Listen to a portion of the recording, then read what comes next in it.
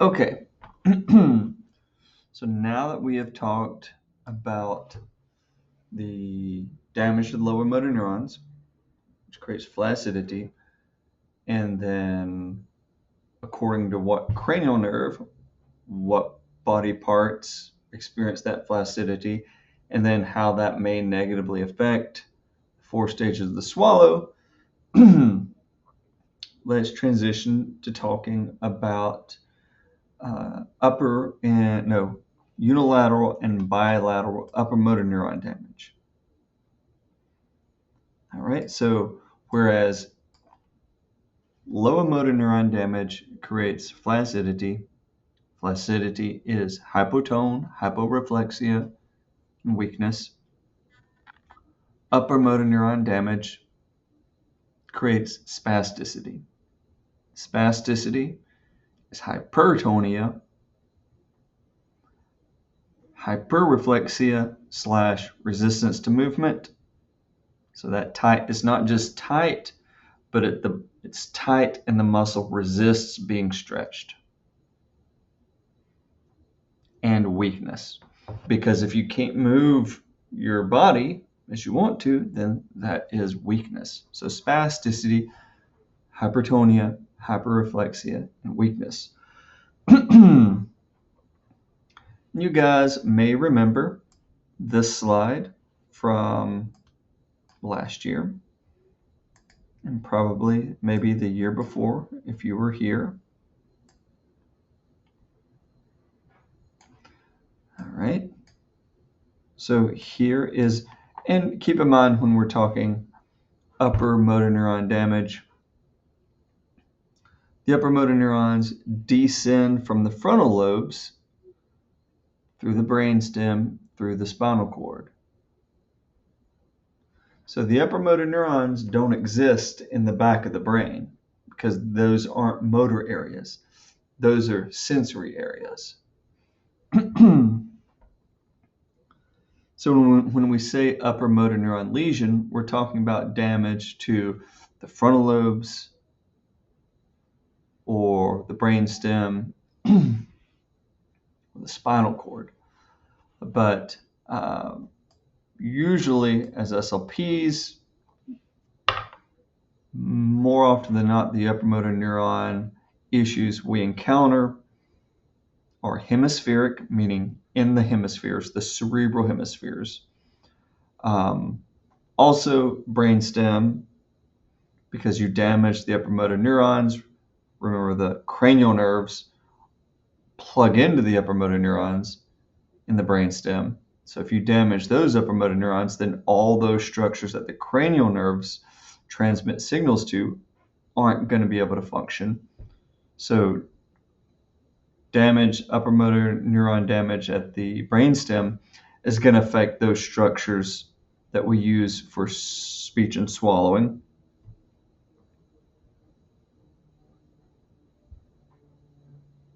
So let's assume hemispheric upper motor neuron damage at this moment. So we're talking about frontal lobe stroke, traumatic brain injury where the frontal lobes are damaged.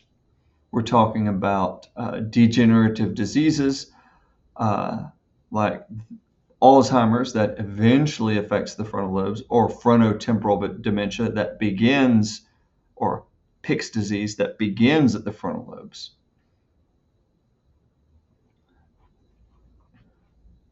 So when we damage,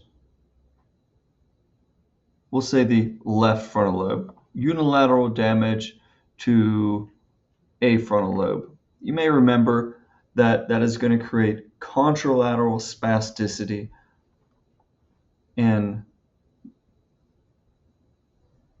the affected side of the body. So a left hemisphere stroke is going to create a right hemisphere spasticity, a right spasticity of the body from the level of the mouth down. bilateral damage to the upper motor neurons, so damaging both the right and left upper motor neurons. So this would be, think, traumatic brain injury, where both frontal lobes are damaged. The entire body is going to be spastic.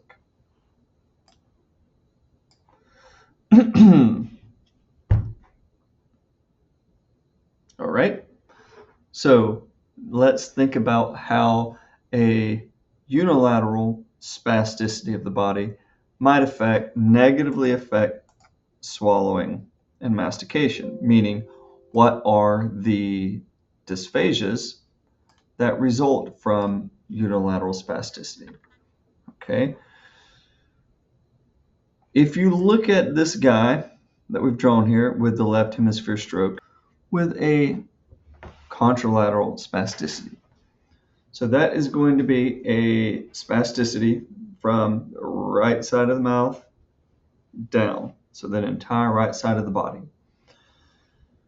So we're talking about the having a spastic right side of the mouth, spastic right mandible, spastic right side of the tongue, spastic right velum, spastic right pharynx,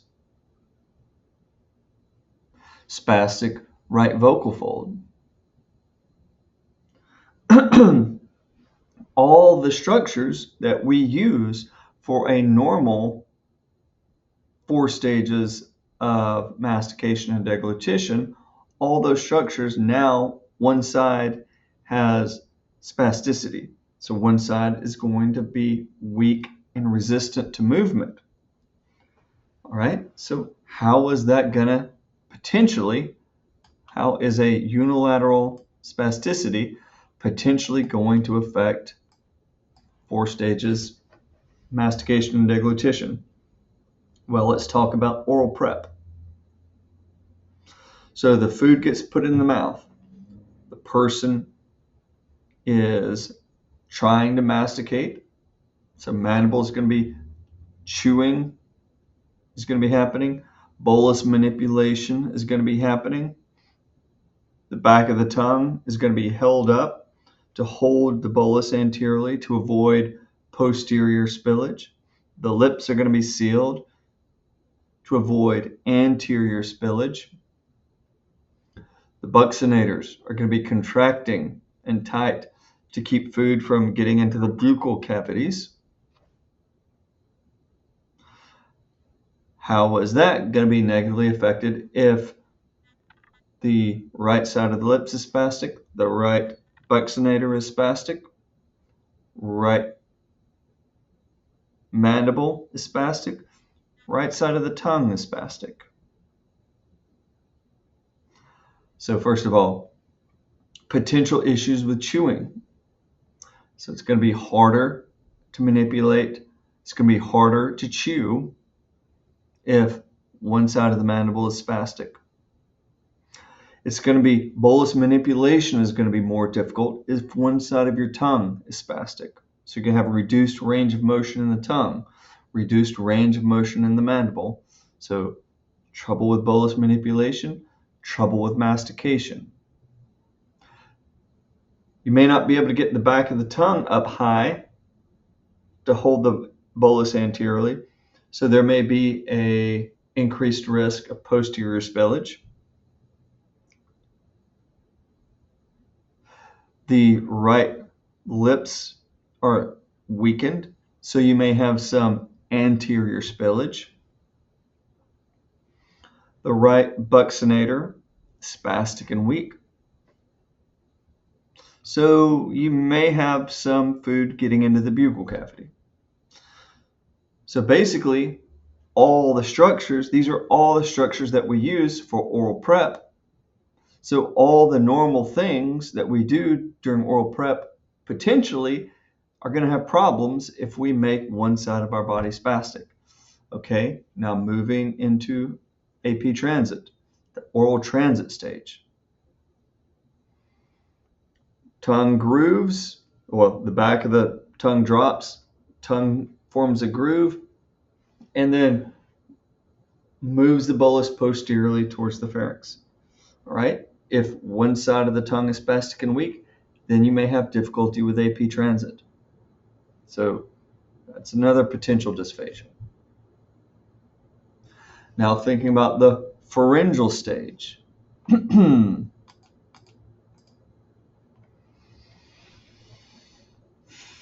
Once again, everything that happens at the pharyngeal stage normally uses both the right and the left pharynx. All the structures involved in the pharyngeal stage to accomplish a normal swallow. If half of those structures are spastic and weak, then you're going to have reduced function in basically everything, potentially, at the pharyngeal stage. So if one side of the velum is spastic and weak, you may have reduced velar closure, so maybe potential nasal regurgitation. If one side of the pharynx is spastic and weak, then you may have reduced pharyngeal constriction, so maybe increased pharyngeal stasis and reduced pharyngeal transit, reduced ability to transit the bolus through the pharynx, because that's, in large part, that's what the pharyngeal constriction is doing.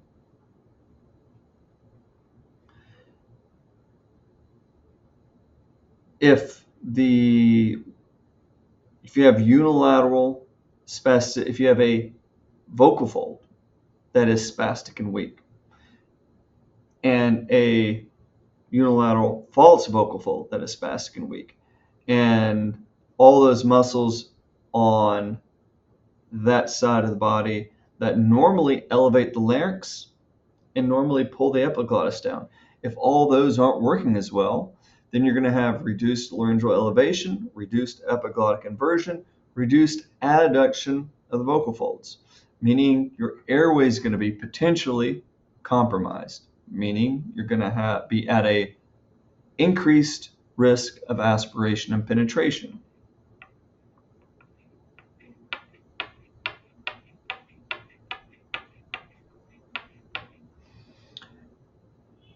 Now for lingual retraction during the pharyngeal stage. If one side of the tongue is spastic and weak, then you're probably going to have reduced lingual retraction during the pharyngeal stage of the swallow. And if the tongue can't come back as well to the base of the tongue retract and push the bolus down towards the esophagus, then you have an increased risk of pharyngeal stasis. You have a decreased ability to transit the bolus through the pharynx.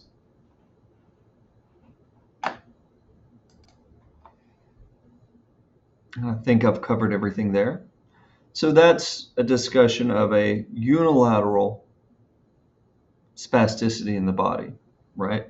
In that scenario, all the dysphasias we talked about, I was like, there's a potential for this, right? But you still have one side of the body that is working. As an SLP, you still have one side of the body that you can teach them to use to compensate with. That's a big deal, as opposed to bilateral upper motor neuron lesions. You have a stroke in the left hemisphere and a stroke in the right hemisphere. Or you have a TBI that damages both frontal lobes, or you have a degenerative disease that is degenerating both frontal lobes. That's going to damage both right and left upper motor neurons. This is going to create spasticity in the entire body. Now, this ranges from a mild spasticity to a severe to profound level of spasticity, right? So there's going to be a spectrum of severity of dysphasias that could result from a spectrum of severity of spasticity. And that goes for flaccidity as well. But in general, bilateral upper motor neuron problems are going to create much worse dysphasias than unilateral because you don't have an intact side of the body left to compensate with. If only one side of my mandible is spastic, then I can still chew on my good side. If only one side of my tongue is spastic, then I still have the opposite side that's intact to work with. But with bilateral spasticity, both sides of my lips are spastic and weak. Both sides of my mandible, spastic and weak. Both sides of my tongue, both sides of my velum. Both sides of my pharynx. Both sides of the larynx, both vocal folds. You're going to usually, the severity of the dysphagia is going to be much worse. So you're going to have all the same problems that we mentioned earlier, just more severe. So anterior spillage, if both sides of the lips are spastic, is usually going to be much worse. If both sides of the mandible are spastic, then difficulty with mastication, much worse. If both sides of the tongue are spastic, then reduced bolus manipulation is going to be a problem. That's going to be a dysphagia.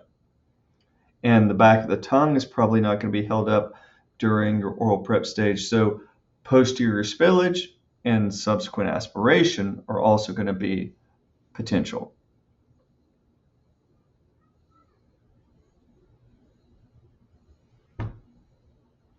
If both buccinators, both cheeks are spastic, then there's some potential for buccal pocketing. All right, now moving into oral transit stage. If both sides of the tongue are weak and spastic, then you may have greater difficulty moving the bolus posteriorly towards the pharynx.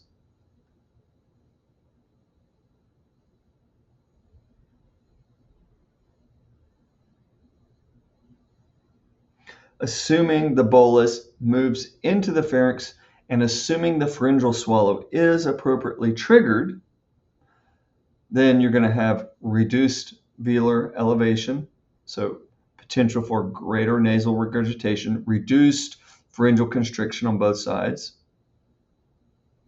as well as reduced lingual retraction. And these are the things that facilitate movement of the bolus through the pharynx and help you safely clear any residue. So you have the potential for more pharyngeal stasis, pharyngeal residue. Bilateral spasticity of the vocal folds. Bilateral spasticity of the muscles that elevate the larynx and the muscles that pull the epiglottis down. So those structures that normally seal very well to protect your airway are not going to be doing that as well. So you have increased risk of aspiration and penetration.